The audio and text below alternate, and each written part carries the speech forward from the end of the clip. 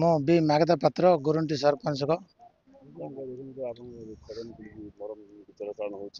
ଆଜି ଦୁଃଖର ବିଷୟ ଆଜି କି 5-6 ମାସ ହେଲା ବେଧଡ଼କ ମରମ ଚାଲିଛି ଆତଙ୍କ ରାଜ ମଧ୍ୟ ଏରିଆରେ ସୃଷ୍ଟି ହେଉଛି ଏ ମରମକୁ ବାରମ୍ବାର କହିଲା ବାଦ ମଧ୍ୟ ଆ ପ୍ରତି କିଏ ଦୃଷ୍ଟି ଦେଉନାହାନ୍ତି ଦୁଃଖର ବିଷୟ ଦିନ ରାତି କିଛି କ୍ରିମିନାଲ ପିଲା ମଧ୍ୟ ଆତଙ୍କ ରାଜ ସୃଷ୍ଟି କରୁଛନ୍ତି ପଟା ଜାଗା ଆଉ ଗୋଚର ପଟ୍ଟା ଜମି ଜଙ୍ଗଲ ଜମି ସବୁ ଖୋଳିକିରି ରାତାରାତି ମରମ ଚୋରି କରୁଛନ୍ତି ସେଥିପାଇଁ ଆମେ ସମସ୍ତେ ବହୁତ ଦୁଃଖିତ ଆଜି ଜିଲ୍ଲାପାଳ ମହୋଦୟଙ୍କୁ ମୁଁ ଅନୁରୋଧ କରୁଛି ଆ ପ୍ରତି ଟିକେ ଦୃଷ୍ଟି ଦିଅନ୍ତୁ ଆଉ ଆମର ମନ୍ତ୍ରୀ ମହୋଦୟଙ୍କୁ ମଧ୍ୟ ଅନୁରୋଧ କରୁଛି ଆ ପ୍ରତି ଟିକେ ଦୃଷ୍ଟି ଦିଅନ୍ତୁ ଏରିଆର ଯେଉଁ ପ୍ରକାର ପ୍ରୋବ୍ଲେମ ହେଉଛି ଅଶାନ୍ତି ହେଉଛି ଆକୁ ତୁରନ୍ତ ବନ୍ଦ କରନ୍ତୁ ବନ୍ଦ କଲେ ଆମେ ଏରିଆରେ ଶାନ୍ତି ଶୃଙ୍ଖଳାର ସହିତ ଆମେ ନିଶ୍ୱାସ ନେଇପାରିବୁ ଏବେ ଅଣନିଶ୍ୱାସର ସହିତ ଆମ ଦୁଃଖର ସହିତ ଏହି ପ୍ରଚାର ମାଧ୍ୟମରେ ଆମେ ସମସ୍ତଙ୍କୁ ଜଣାଉଛୁ ରିକ୍ୱେଷ୍ଟ କରୁଛୁ ତୁରନ୍ତ ତାକୁ ବନ୍ଦ କରାଯାଉ ଯଦି ବନ୍ଦ କରାହେବନି ଆଗାମୀ ଦିନରେ ରାଜରାସ୍ତାରେ ଆମେ ସମସ୍ତେ ବସିବୁ ଅଫିସ ଘେରାଉ କରିବୁ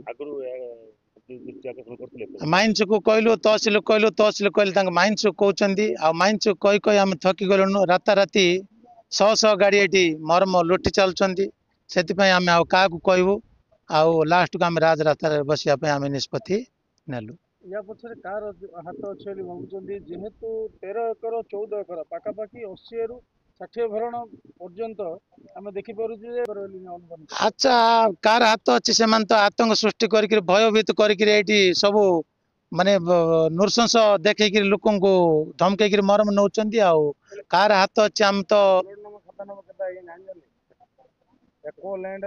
ଏଇଟା ଆମର ଗୋଚର ଜମି ଏଠି ଶହ ଗାଈ ଗୋରୁ ପକ୍ଷୀ ସବୁ ଏଠି ବସା କରୁଥିଲେ ୟାକୁ ସବୁ ନଷ୍ଟ ହେଇଗଲା ଭବିଷ୍ୟତରେ ଆମେ ଏଇଠି ଗୋଟେ ଆମ ଏରିଆରେ ଗୋଟେ ସୁନ୍ଦର ପରିବେଶଟାକୁ ଆମକୁ ନଷ୍ଟ କରିଦଉଛନ୍ତି ସେଥିପାଇଁ ତୁରନ୍ତ ଏଇଟାକୁ ବନ୍ଦ କରାଯାଉ ଆଜି ପ୍ରାୟ 5-7 ମାସ ହେଲା ଚାଲିଛି ଘମାଘାଟ ଚୋରି ମରମ ଆଜି ଯୋଉ ମିଡିଆରେ ପ୍ରତିବାଦ କରୁଛନ୍ତି ଏଠି ଯୋଉ ଗୋଟେ ଜେସିବି ରହିଛି କିଛି ଲୋକ ଆସିଥିଲେ କଣ କହୁଛନ୍ତି ଏଠି ରାତିରେ ଚୋରାଚାଲାଣ ହଉଛି ମରମ ଏଇ ଜେସିବି ଚେନ୍ ମେସିନ୍ ଗାଡି ଗୁଡା ସବୁ ରାତାରାତି ଆସିକିରି ଲୁଟି କରିକି ନେଉଛନ୍ତି ଏଠି ପାଖରେ ଗୋଟେ ରିଙ୍ଗ ରୋଡ ଚାଲିଛି ଏଠି ଯୋଉ ମାଟି ଯାକ ସେଠି ପଡିଲା ବେଳେ ଦିଶୁଛି ହଁ ରିଙ୍ଗ ରୋଡରେ ମଧ୍ୟ ରାତାରାତି ମରମ ପଡୁଛି ସେ ମରମ ଜାଗା ଏଠୁ ଖୋଳିକି ନେଇ ରିଙ୍ଗ ରୋଡରେ ମଧ୍ୟ ପକଉଛନ୍ତି ସେଥିପାଇଁ ମୁଁ କୋଉଠି ଚତୁଃପାର୍ଶ୍ୱ ପଞ୍ଚାୟତ ଚତୁଃପାର୍ଶ୍ୱରେ ମରମ ଲୁଟି ଚାଲୁଛନ୍ତି ସେଥିପାଇଁ ସରକାରଙ୍କ ଅନୁରୋଧ ପ୍ରଶାସନ ଆମକୁ ସାହାଯ୍ୟ କରନ୍ତୁ ଯେହେତୁ ଆପଣଙ୍କର ଜନପ୍ରତିନିଧି ଆପଣଙ୍କୁ ତ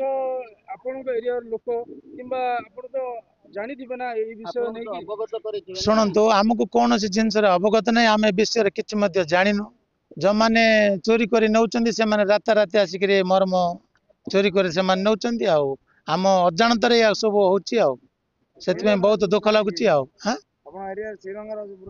ହଁ ଶ୍ରୀରଙ୍ଗରାଜପୁର ନୂଆ ଗାଁ ଗୁରୁଣ୍ଟି ଯୋଗ୍ୟପଲ୍ଲୀ ଚତୁଃପାର୍ଶ୍ୱରେ ଦିନ ରାତି ମରମ ଚୋରା ଚାଲୁଛି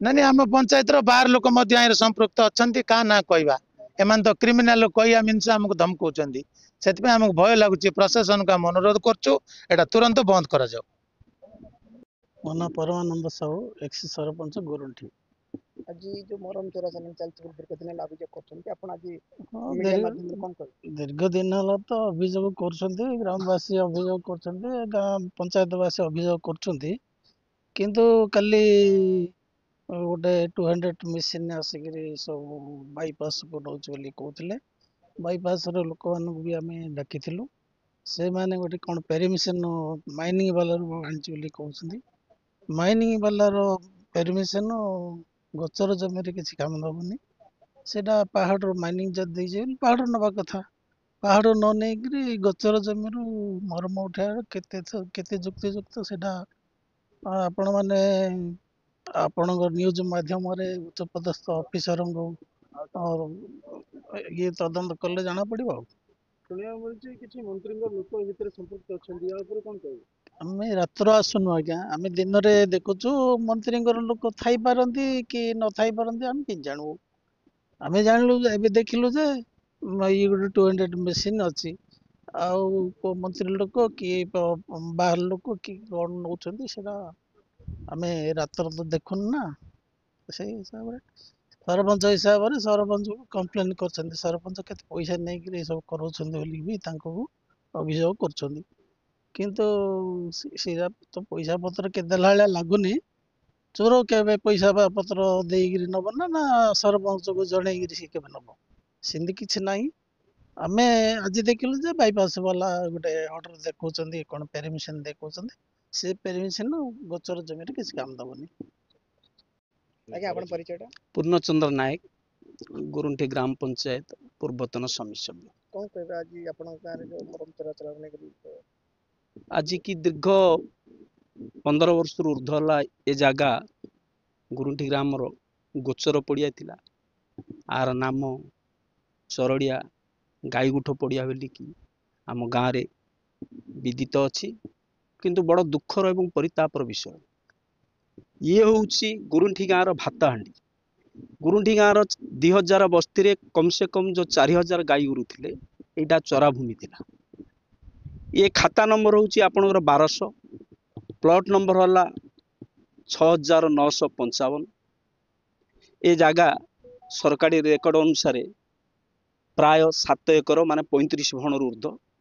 किंतु आज आपण माने देखि पारुथिबे आ पूर्व आपण मान को गोचरार्थे आपण मानकर ज्ञात सारे मध्य आमे जणैथिलु प्रशासन को। किंतु बड़ आश्चर्य और विडंबनार विषय, जो माने प्रशासनिक लोक अछंती सेमानंकु आदरणीय स्थानीय विधायक तथा ओडिशार मान्यवर कैबिनेट खनि मंत्री विभूति जेना महोदयंकर अनुरोध क्रमे तांको आमे अनुनय विनय करचु, जेहेतु ये तांको निर्वाचन मंडल एक ग्राम पंचायत, आको स्वतंत्र दृष्टि दियंतु। आ पूर्वरु जो माने ठेकादार माने जो एठी ठेका नहीं कि ये मरम बाहर कर जाफल ये जो विभिन्न प्रकार असुविधा होची, एथि सहित ब्रह्मपुर मध्य सब डस्ट आनिकी जो आपणकर खत जिनस आनिकी एठी पकाउछन्ती, आर ये द्वारा आमर गाँ लोक मध्य असुविधार सम्मुखीन होउछन्ती। तेणु मु आपणको जरिया रे आपणको इलेक्ट्रिक मीडिया जरिया रे स्थानीय सांसद डॉक्टर प्रदीप पाणिग्राही महोदय को तथा स्थानीय विधायक को अनुरोध करचु, आपरे आपण चिराचरित ढंग से दृढ़ कार्यानुष्ठान ग्रहण करंतु। दोषी की एभली दंड दियंतु जहाँकि आगामी दिन रे गोटे उदाहरण सृष्टि हम आ दोषी एभली दोष करने को इच्छा प्रकट करि परिबो। अच्छा आपण कहूतले ये होतला गोचर जमी। आज्ञा किंतु हम देखुचु ये दीर्घ दिन रो गोटे खात हला बढिया लागे। आज्ञा केते दिन रे खात होतला? मु आपन से कथा प्रथम आपन प्रश्न करया पूर्व मु आपन को उत्तर दे सारची। ये आजिकाली रो कथा न, ये दीर्घ 15 वर्ष हला। वर्तमान आमर जे मोर सरपंच सान भाई अछंती राजा भाई बा मागाता भाई, ता पूर्व जे सरपंच थिला आमर स्थानीय महिला श्रीमती मिनती पात्र, ता पूर्व जे मोर बड़ भाई परमानंद साहू थिले, ता पूर्व श्री कृष्णचंद्र साहू सेठी थिले। ये सेबुठु ये जिनस आरंभ होछि। बहु बार आमे प्रतिवाद करछु, बहु बार आमे बादानुवाद करछु, किंतु इठर स्थानीय आरआईंकर दुर्बल नेतृत्व तांको बारंबार जेतेବେଳେ आमे जणेलु तहसीलदार को, से कहले एटा आम विभाग काम ना, एटा होची माइनिंग विभाग को। माइनिंग विभाग को मध्य आमे जणैछु, किंतु कोनोसी कार्यानुष्ठान आज पर्यंत हेला। आपण कहउछन भात हांडीर कथा कहले। आज्ञा भात हांडी रे जदि आपनकर अनेक वर्ष धरि चाष होइछि, तर कोन किछि प्रतिवाद करछांती सरकार पाखरे कहंतु बा आपनकर स्थानीय प्रशासन पाखरे? बहु बार करछु। आपण मीडिया जरिया मध्य आपण भाई माने मध्य जानिथिबे, आ पूर्व मध्य आमे जणैथिलु, ता पूर्व मध्य जणैथिलु, बारंबार आमे मध्य ए विषय प्रतिवाद करछु कहिछु, किंतु तार आपण जरिया आमे वर्तमान आशा करछु विहित कार्यानुष्ठान ग्रहण करा जिवा पई। नहले कोन करू? नहले आगामी दिन रे आमे राजा रास्ता को ओल्लेइबु, रास्ता रोको करिवु एवं दृढ़ कार्यानुष्ठान ग्रहण करिवु।